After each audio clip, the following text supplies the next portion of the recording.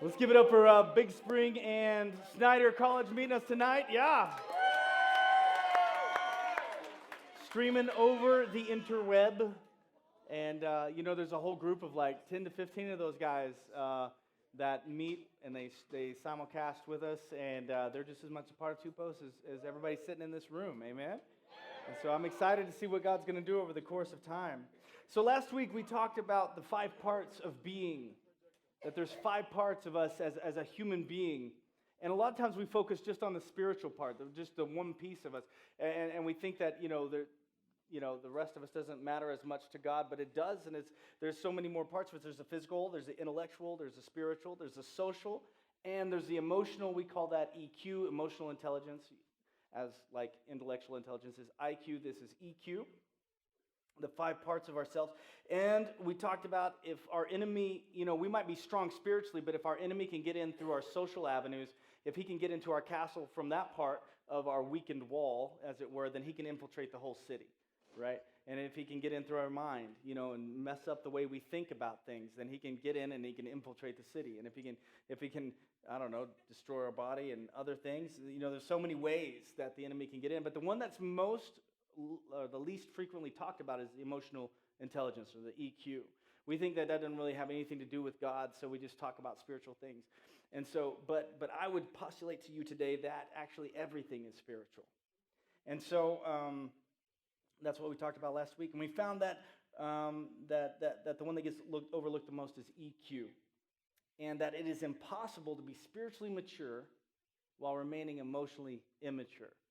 In fact, there are places you can't get spiritually because your emotional self, and I'm not just talking about emotions as we think of emotions, I'm talking about the way we interact with life and with other people and with hardships and with all those kind of things. So, and we finished up with the top 10 ways that you can tell if you have low EQ. So tonight, what I want you to do, I want you to take out your phone and go to your notes real quick. I'm going to give you 2 minutes. 2 minutes to do this exercise. I'm going to do a timer. 2 minutes to do this timer. I want you to, we can turn on these lights if you guys want to or not. It's fine, either way. Okay, cool. Usually they're on by now. I don't know. Okay, I'm going to start now. And here's what you're going to do. You're going to write down the things that you love about you. Go. Things you love about you. Oh, there's such a swell of negativity out there tonight. And while you're writing that down, let's throw up this slide. Mackie Amos is going to be leading worship for us next week. Yeah, he is the creative pastor over at Summit Church, and he's going to be heading to Flagstaff here sometime to do some ministry out there, wherever what God's calling him to do. And so we get him this last few weeks of, he's been helping us work out sound issues, and he's going to be leading worship for us next week. So let's give it up for Mackie, right? This guy has helped us out a ton today, and I just can't wait to see him tomorrow. So, okay, you got 1 minute and 13 seconds. 1 minute and 13 seconds to write down the things you love about yourself. Now, here's the thing. Normally around 40 seconds, which we've just hit, people don't know what to say anymore. After about 40 seconds, they have a very short list, and they don't know. And if I were to turn this thing around, you've got 46 seconds left. If I were to turn this thing around and say, what are the things you hate about yourself? I imagine you could scribble for pages. 35 seconds.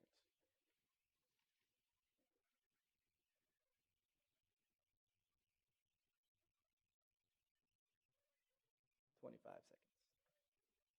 Still going? Having a hard time? Having a hard time?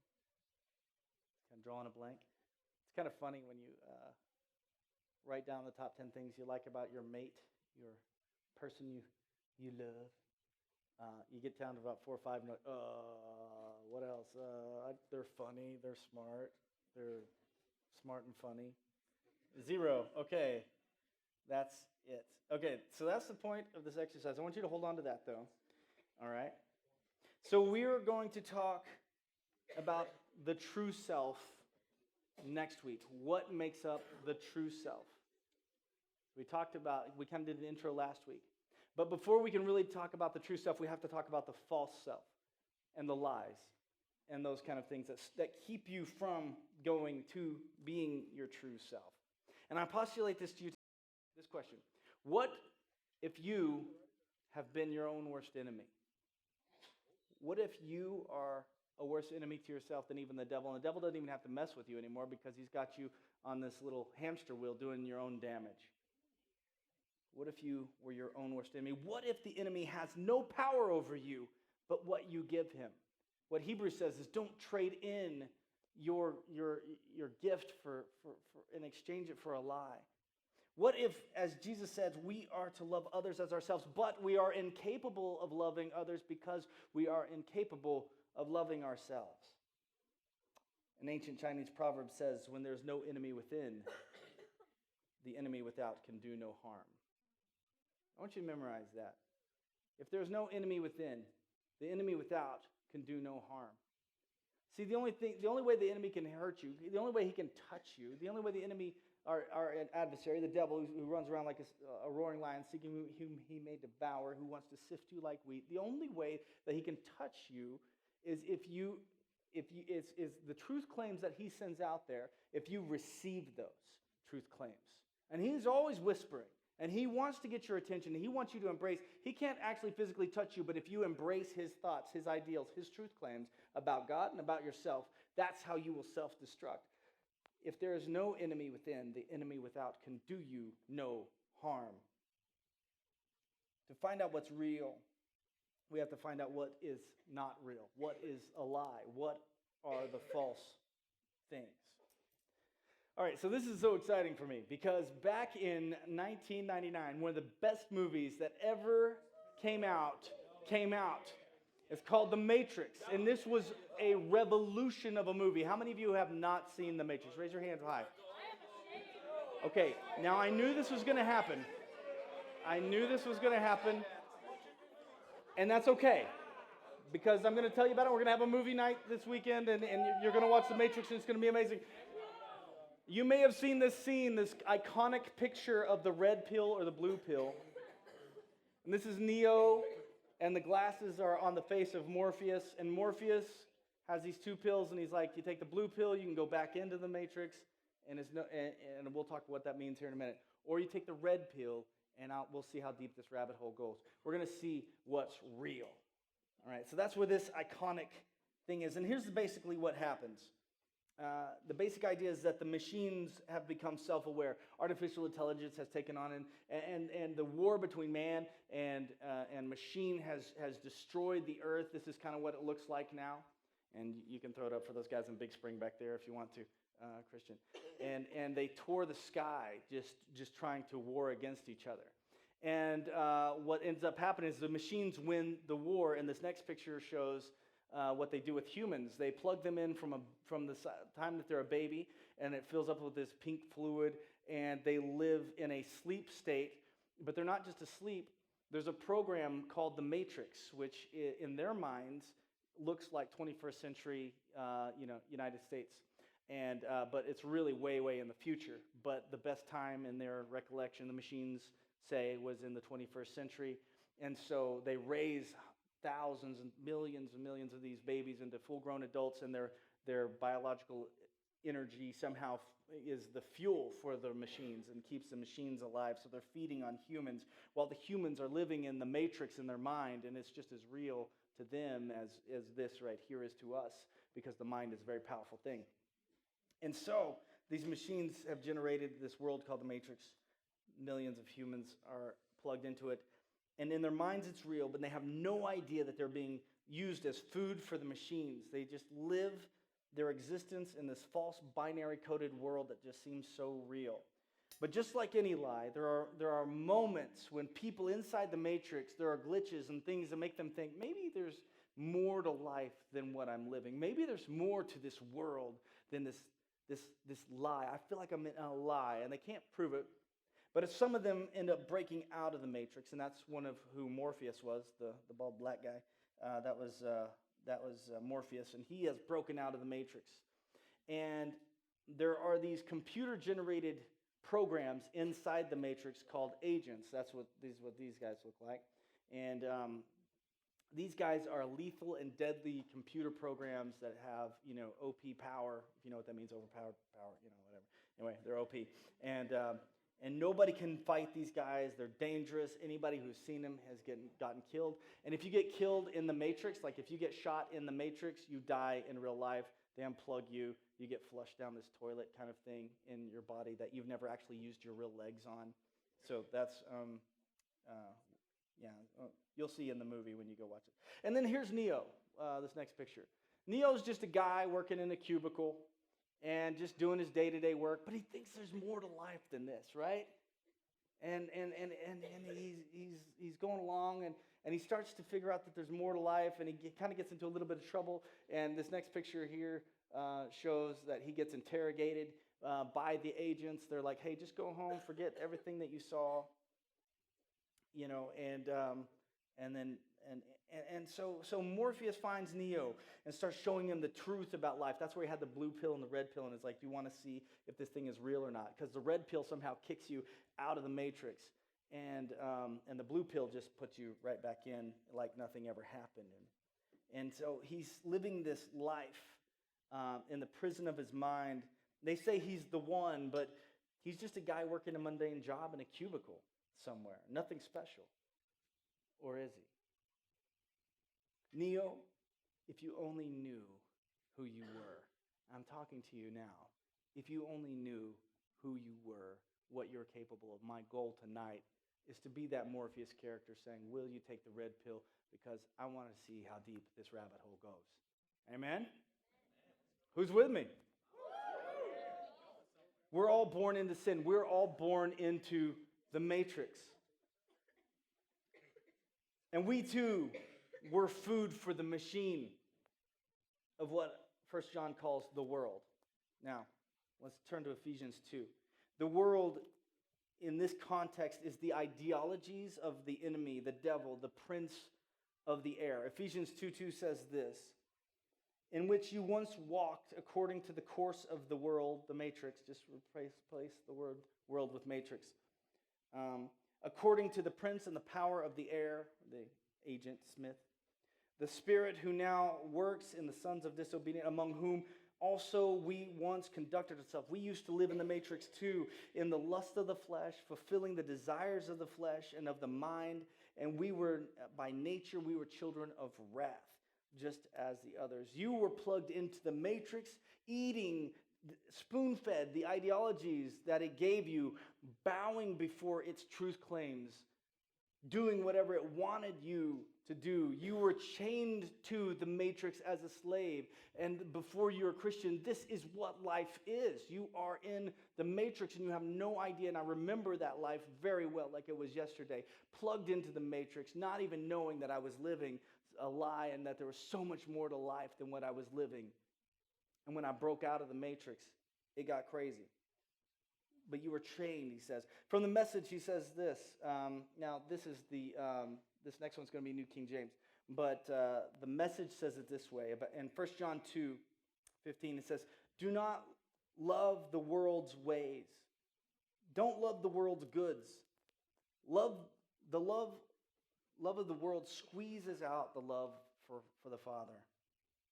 Practically everything that goes on in the world, everything that goes on in the matrix, wanting your own way, wanting everything for yourself, wanting to appear important, has nothing to do with the Father. It just isolates you from him. The world and all its wanting is on the way out, but whoever does what God wants is set for eternity. You're free from being this battery for a machine.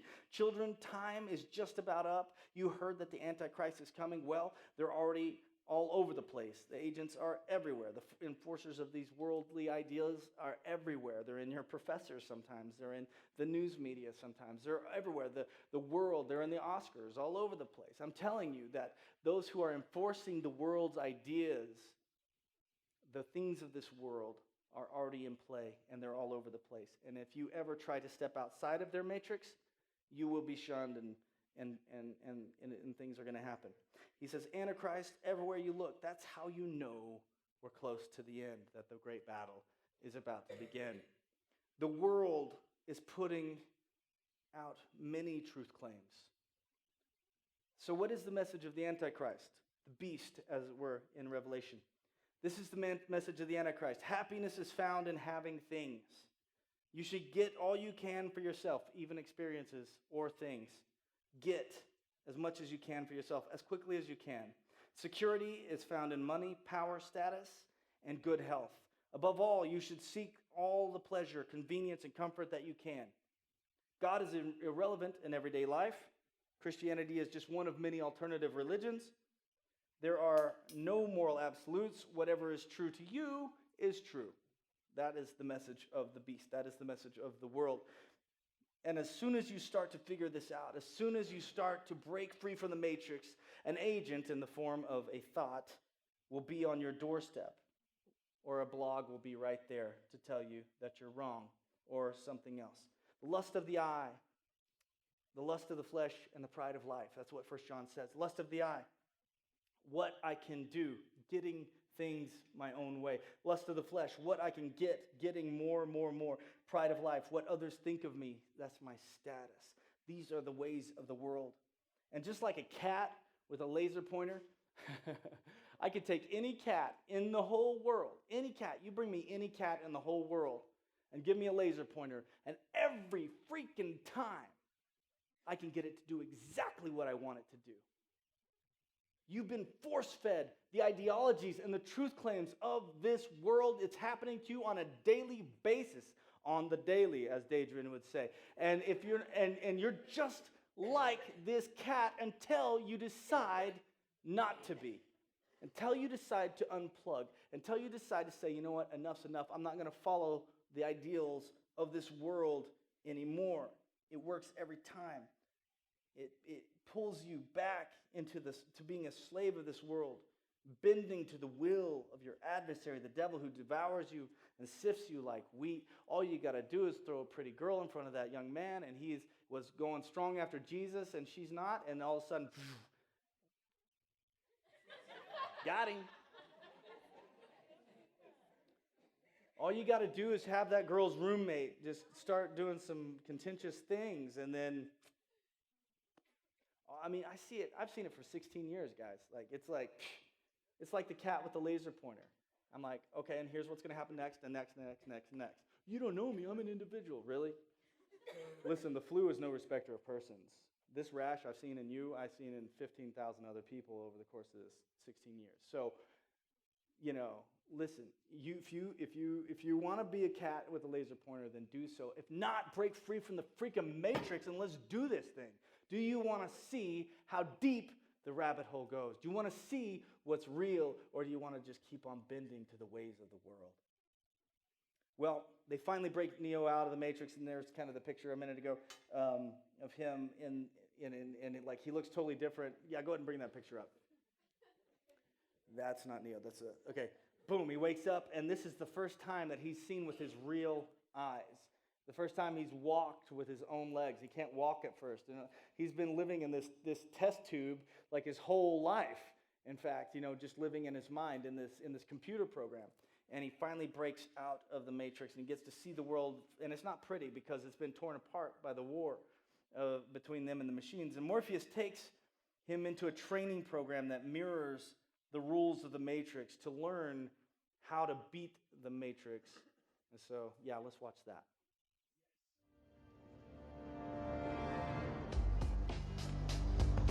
The Matrix is a system, Neo.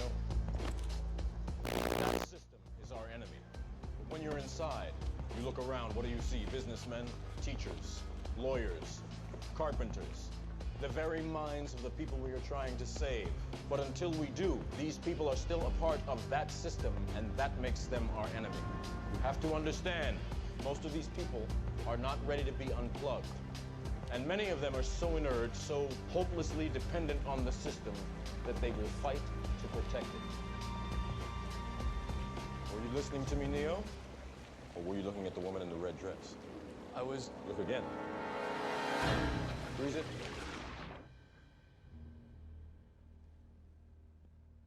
This isn't the Matrix. No. It's another training program designed to teach you one thing. If you are not one of us, you are one of them. What are they? Sentient programs. They can move in and out of any software still hardwired to their system.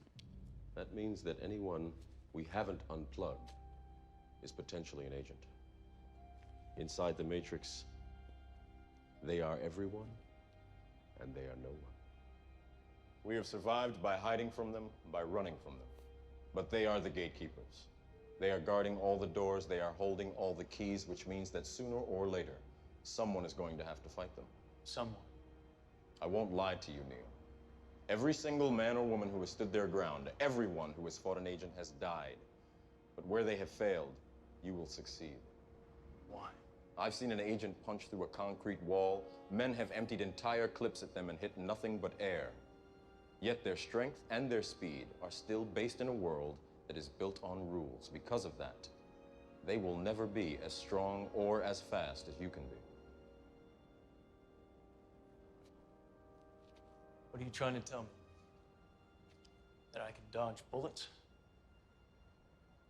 No, Neo. I'm trying to tell you that when you're ready, you won't have to.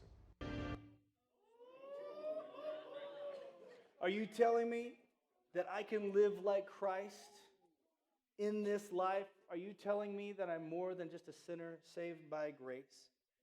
Are you telling me that I can get to the place where I can dodge the lies that I believe all my life about myself? Where I know who I am and who the false self is, and the false self has no power over me? This is all I've ever known. I've grown up in this matrix. This is how my family raised me. This is the things that we just, this is reactions I have every time a bullet shot at me. I receive that and I react to that bullet, that thought, that way of life. It's all I've ever known. To get hurt, to get angry, to get sad, to blow up at people, to use a silent treatment as a reaction to what they have done to me. Dodge bullets, impossible. Are you telling me that I can bend the rules of the matrix? Listen, as Morpheus once said, I can only show you the door. You're going to have to walk through it. We can break out of the lies of the false self. What is the false self? Let's talk about that. I'm glad you asked. When we look at the great temptation of Christ in the desert, he gets tempted by the devil. And we have to understand two things. One, that this is actually a temptation for Christ. It's not like, oh, Jesus is so great, that, or whatever. He was never tempted like me. In fact, Hebrews says that he was in all ways tempted just like us. So these were actually temptations for him, just like it would be a temptation for you. So that's one. Number two, that the enemy was aiming his attack at his identity. Now, Jesus is known as the second Adam. The first Adam, the enemy attacked his identity. And don't got time to go into that. We've talked about it before. He is the second Adam, and here the devil is one more time. That dang old serpent, that old dragon, that serpent of old is back trying to attack his identity. And now, you can be strong spiritually, remember, but if he can get into you through EQ, if he can get through that and through your mind and break through with his lies, and he has won the city, he will keep you chained up to a pillar, and you'll never be able to get free. You'll be a slave to the matrix the rest of your life. So we have to look into EQ tonight.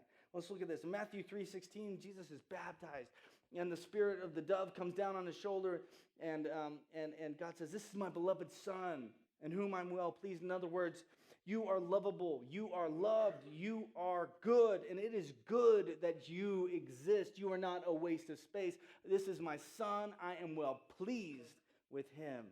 This is the truth, and this is the source. Hear me now. This is the source of how he sees himself. But we see the three powerful temptations that threaten Jesus and threaten us from this story in the desert. Each temptation in its own way screams, God's love will never be enough. You need to earn it. You are not lovable. You are not enough. You have to do more to earn his love. That's what these three things scream. And so the devil comes to him and says, "So, if you are the Son of God, command this stone to be turned into bread." Temptation number one, I am what I do. I am what I do. Jesus hadn't done anything by this point. Remember, he hadn't healed anybody. He's 30. He's not married. Oh my God. He's just a builder, a blue-collar worker. Nobody believed in him yet, or nobody believed him yet. He hadn't proved himself. He hadn't done anything yet. And here's this temptation. The devil's like, dude, just do it. I know you can do it. You can do it. You don't even have to do it for me. Do it for yourself, Jesus. Just do something to show that you're the Son of God. Prove to me that you're the Son of God. And Jesus is like, I don't have to prove nothing to you, devil. Forget you. Get out of here. Our culture asks the same question. What have you achieved? What kind of resume do you have? You better be building your resume, or you're worthless to the working world. How have you demonstrated your usefulness? How have you proved that you're not a waste of space? When you meet people, they say, hey, so what do you do to measure you up? Oh, okay. You're a, wow. Oh, wow. Or, oh, okay, that's cool. Most of us consider ourselves worthwhile if we have scored sufficient success in work, family, school, church, or relationships. That's why when our performance is less than it should be, we think things like, man, I suck at life. Because you failed at a thing, at a performance. You made that into a value statement. I, as a person, as a being, suck at life because I wasn't as good at my test that I should have been. Or I wasn't as good at singing as I should have been. Or I wasn't as good at, I made my wife mad. Or something like, you know what I'm saying? I am what I do. As Batman says, it's what I do that matters. I'm a horrible friend, father, boyfriend, girlfriend, whatever. So the bullets that the agent is shooting at you, a roaring lion is the agent, right? He's shooting these bullets, and those bullets are truth claims. The first truth claim is, of course, I am what I do. And the bullet is the truth claim that your worth is based on how hard you work, the greatness of your accomplishments, and what you have produced. And if you haven't done those things, if you're not a hard worker, and if you haven't produced anything, then you are basically worth less. Just put less at the end of worth, because you're worthless if you haven't done anything. Number two, the second temptation is, I am what I have. The devil takes Jesus up to this high place, and he sees the magnificence of the power of the earth, and the devil basically says, I'll give you the whole matrix. You can have the whole program. You can have anybody in the matrix do whatever you want, just like what we do. You can go wherever you want. You can have it all. Look around you at what everyone else has. Now, right now in college, everybody's kind of mostly poor, and that's okay. But you're going to get married, and you're going to graduate, and other people are going to land better jobs than you, and you're going to want to buy a house before it's time to buy a house, and you're going to get yourself so in debt that you're going to have, your wife and you are both going to have to work, and you won't ever get to see your kids because you keep on getting, now that you got a house, you got to put furniture in the house, and then you got to get the car to go in the driveway, and then you got to get a second car to also go in that driveway, and then you got to, you got to have the fastest speed internet and all these. Now, right now, it doesn't seem like a thing. For most of you, you're like, I'm fine, I'll go barefoot, I won't wash my clothes for a whole month, I don't take a shower for a year, it's fine. I don't think I washed my sheets one semester, like the whole semester. It was like, there's like this brown, thing, like skin cells and everything like that. And now men, I know you, and just look straight ahead, no one will know that's you. And you get home tonight, go ahead and wash your sheets, because you'll lose girlfriends that way. You'll lose girlfriends. Hayden don't have to worry about it. His girlfriend's long far away. Like it's long distance, you know what I mean? So he can be as dirty as he wants to be.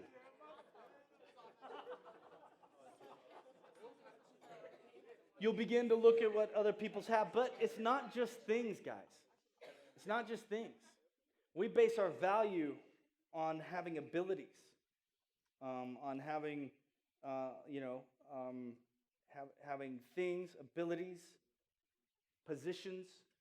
I am somebody because I'm on the Wesley leadership team. I'm somebody because I'm a mentor. I'm somebody because the temptation number two, the lie, I am what I have. Position, things, or the other one I just said. Abilities. Yes, that's right. I went blank. So here's Jesus, and I just lost my place. Okay, yeah. Look around you. Look what everyone else has. You don't have anything, Jesus. How can you? You don't even have a house. Like, how are people supposed to follow you? You're like nothing. How can you think you're somebody? How will you survive? How will you make ends meet? You're a nobody. I can make you a somebody if you'll just bow down to me. And the devil plays on this profound issue of fear. He will play on your fears and the source of your security. Where do I get my security? Oh man, I got to have enough money to get through. I got to have enough, my job is my provider, not God, but my job is my provider. Where's your source?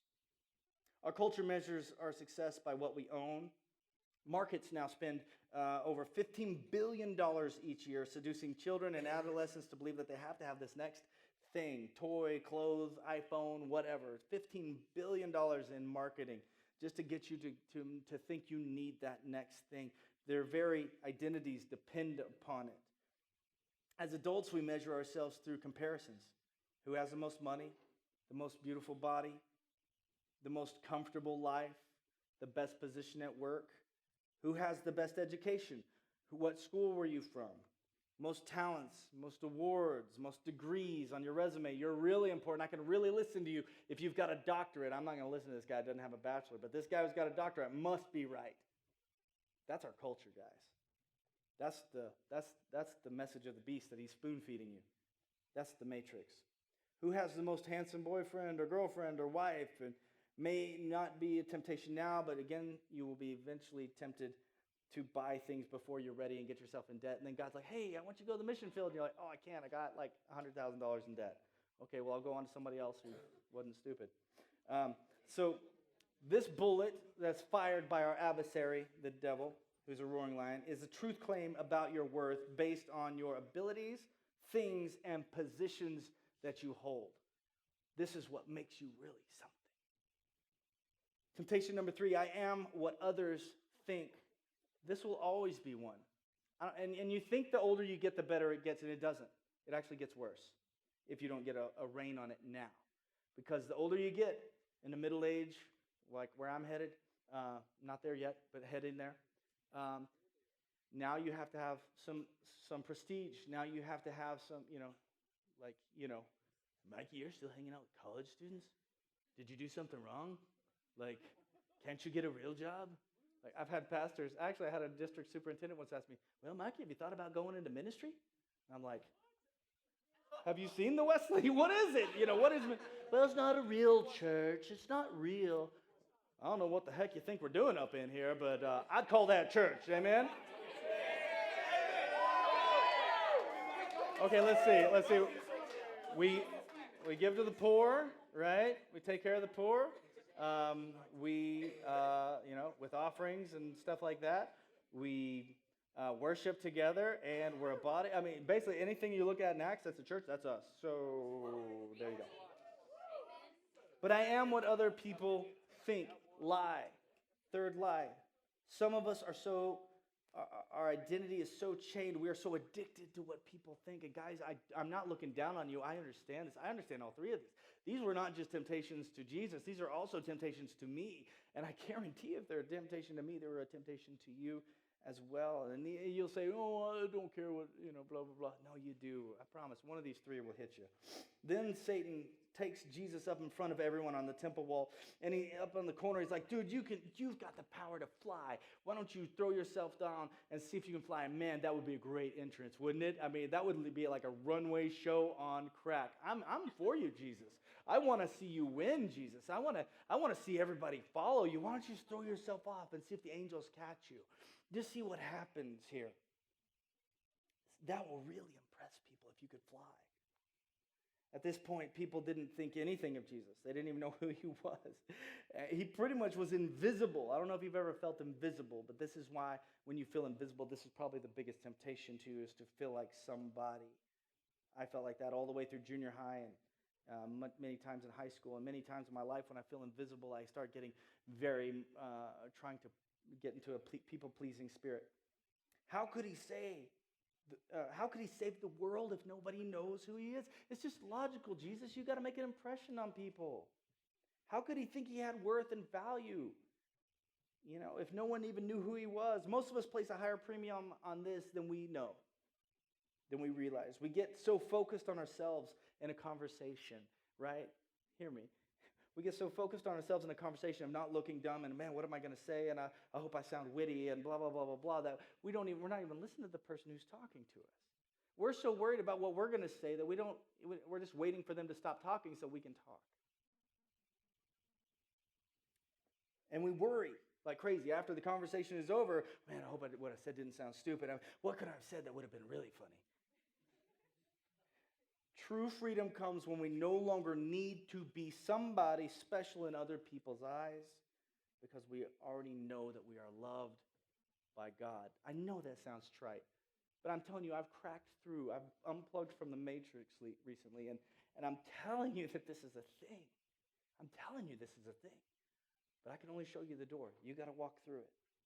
The bullets on this lie are the truth claims about your worth based on how well you are received by others, recognition from people in authority like pastors and professors, and acceptance in various social circles. And all of a sudden, if you stop feeling accepted in a social circle, or if you get left out or something, you crash. Oh, man, depression. Oh, man. You know what I'm saying? Like, I'm not okay. Okay, so how you can tell if these bullets are actually hitting you is if whenever one of these things goes wrong, you have a reaction. And we call it an emotional allergic reaction. So you get around a certain type of person, and you don't even know why, but they just set you off. They just make you mad. That's an emotional allergic reaction to maybe something that happened a long time ago in your life, a certain kind of person, maybe that same name or something like that just triggers something. I don't like that person. Why? Because it reminds you of something. You had an allergic reaction. And just like with a physical allergic reaction, you can't stop it from happening. It just happens, right? So you can either ignore it and let your throat close up, or you can get an EpiPen and say, okay, this is what's going on. Let's figure out where it's coming from. First, let's stop the thing, and let's get the blood of Jesus on it, and let's figure out what's happening here. So Jesus becomes the greatest examples that we could ever follow. And the enemy, this is so funny, the enemy is trying to attack Jesus with the word. He's telling him the word, and the word is Jesus. Jesus is the word, right? And he's like, that's my name. You can't take my own shoe and beat me with it. I'm going to beat you with my shoe. And so he's like, get out of here. Jesus knows who he is. He has, and I want you to say this with me, he has ironclad identity. We'll say it again. He's got ironclad identity. That's when your armor is so like ironclad. You know, like nobody can there's no chinks in your armor. It's like you can't get into my circle. You can't get into my 5 parts of my being, myself, because I'm ironclad. Nope. I got it, man. I'm like the Matrix. I am like Neo. I am fighting back that agent and all of his truth claims. That's a lie. Nope, that's a lie. Nope, that's a lie. He has ironclad identity. He says, I am over 20 times. He is the bread of life. He is the light of the world. He's the door. He's the shepherd. He's the resurrection and the life. He's the way. He's the vine. He's the Alpha and the Omega. Anytime someone asks him who he is, he's like, this is who I am. They're like, well, you're this. No, I'm not. I thought, how cool would it be if we got to a place in life when someone said, man, Ben, you're such a loser. No, I'm not. I'm not a loser. I know who I am. I'm not a loser. I'm Ben. And I'll tell you, I am. You know what I'm saying? Someone's like, you're just a jerk, Mikey. You don't care about people. No, that's a lie. I do. I care a lot about people. No, but no, you don't care because blah, blah, blah, blah, blah. Okay, well, I'm sorry you feel that way, but that's not who I am. I know who I am, and that's not me. I'm so sorry. I do care. I care a lot. Ironclad identity. You too can live experientially, meaning in your own life. You can live experientially what Jesus lived.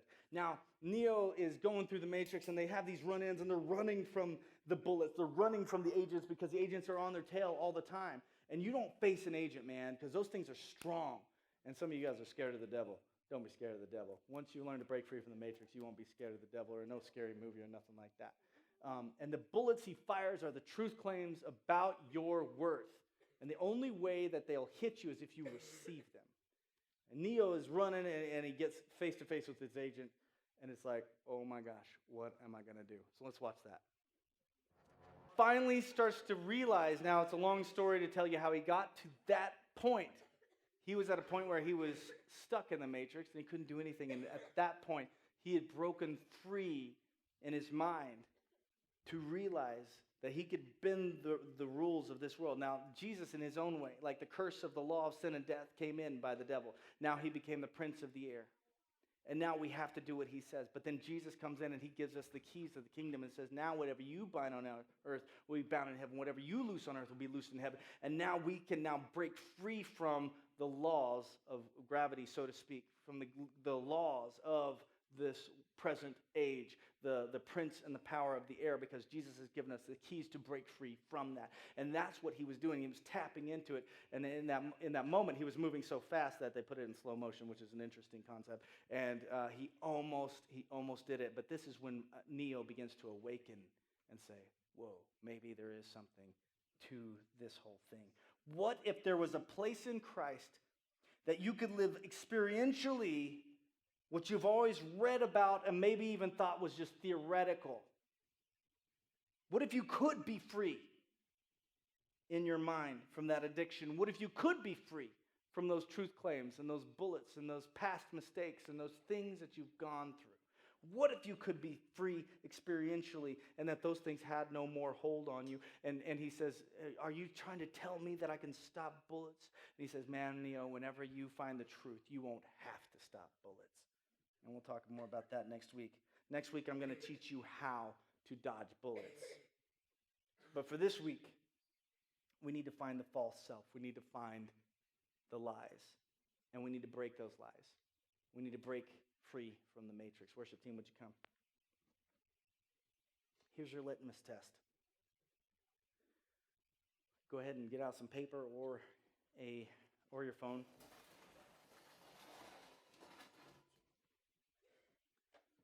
The litmus test. I am what I do. Here's how you know.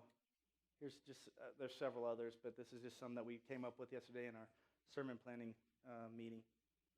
I am what I do. You identify yourself by your accomplishments. People ask you who you are. I'm the football player. I'm the cheerleader. I'm the actor. I'm the social science major. I won this at state. Blah, blah, blah. You identify yourself with your accomplishments. You put your worth on past success stories. It's kind of like you're living in the past like Uncle Rico. You don't know who he is, but he was from Napoleon Dynamite. And it's weird, isn't it? It's weird that he's so caught up in his past because he's not living today. Do you fish for compliments? When you can't say the word no because you always have to do more to feel good about yourself. When you constantly check your post to see how many likes or hits that you've had. I am what I do. Number 2, I am what I have. If you aren't content with what you currently have, you always have to go shopping more, and you find you're hoarding all kinds of stuff, or everything's just junk around you. You always have to have the newest and latest thing, or you place your abilities, or your value on the abilities that you have, that you possess. The possessions that you have, or the things that you have. Or the positions or the things. Those 3 things: abilities, possessions, and positions. Those are the things that we have. Or you hoard things or money, or you never have enough.